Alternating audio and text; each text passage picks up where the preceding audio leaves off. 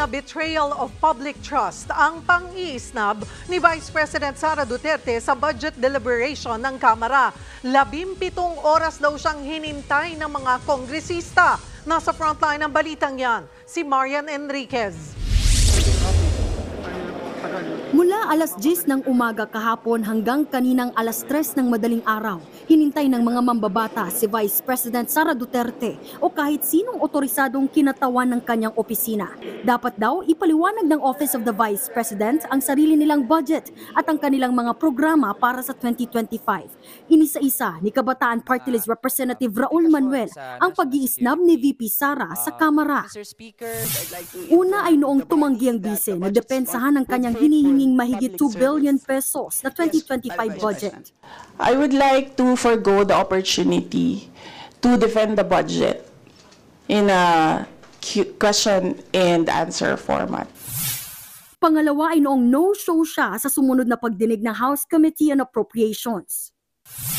At pangatlo ay ang pagtanggi niyang mag-oath-taking sa isa pang pagdinig. Giit ni Manuel, "This is a clear betrayal of public trust, as every elected official is accountable to the electorate." Ang betrayal of public trust ay kabilang sa mga ground para ma-impeach ang isang opisyal. Pero paglilinaw kanina ni One Rider Party List Representative Rogy Gutierrez, wala pang napag-uusapang impeachment. To be purely technically po, it is in a way betrayal of public trust. But whether it would amount to impeachment, masyadong malayo naman po yun. Bagamat hindi tinatalakay ng mga mambabatas ang impeachment kay VP Sara, napansin ni Ako Bicol Party List Representative Jill Bongalon na tila hindi ganadong magtrabaho ang bise. Kaya naman sabi niya, we can ask her to step down as the Vice President.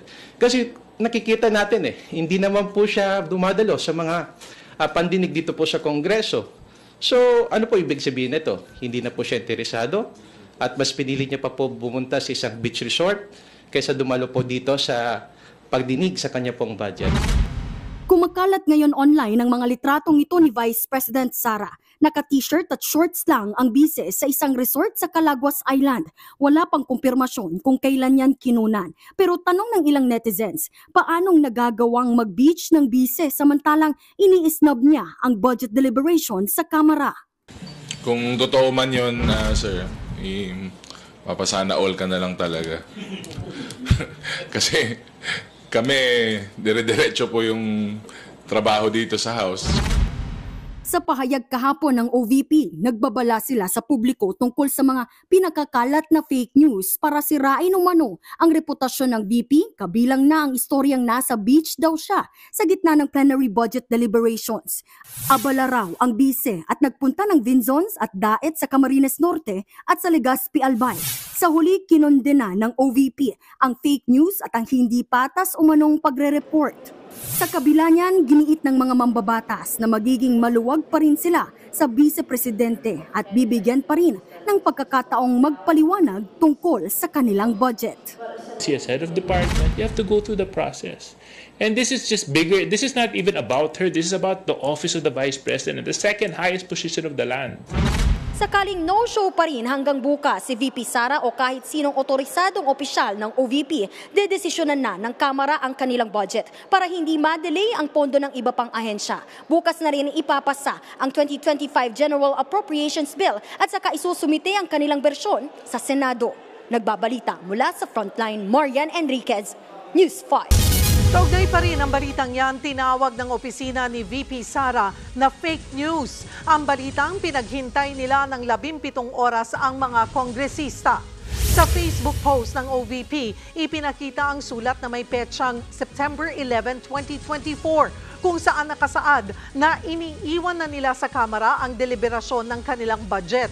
September 16 nang matanggap ang sulat na yan ng opisina ni Congressman Zia Alonto Adyong na siyang budget sponsor. Pero sa press con kanina ng ilang kongresista, iginiit nilang kahit na sumulat pa ang bise sa Kamara, kailangan pa rin ng kinatawan para sumagot sa mga tanong sa plenary debate. Ang sinabi lang din naman daw sa sulat ay hahayaan nila ang Kamara na magdesisyon pero wala namang sinabi na hindi na sila dadalo. does not say that she will not participate with our processes. It does not say that she will not attend. It does not say that she will send an authorized representative. So I don't think the September 11 letter would be any indication of what transpired yesterday. Mga kapatid, Cheryl Cosim po, huwag maging huli at maging una sa lahat sa balitaan. Para sa tuloy-tuloy na talakayan sa Frontline, mag-follow at mag-subscribe sa social media pages ng News 5.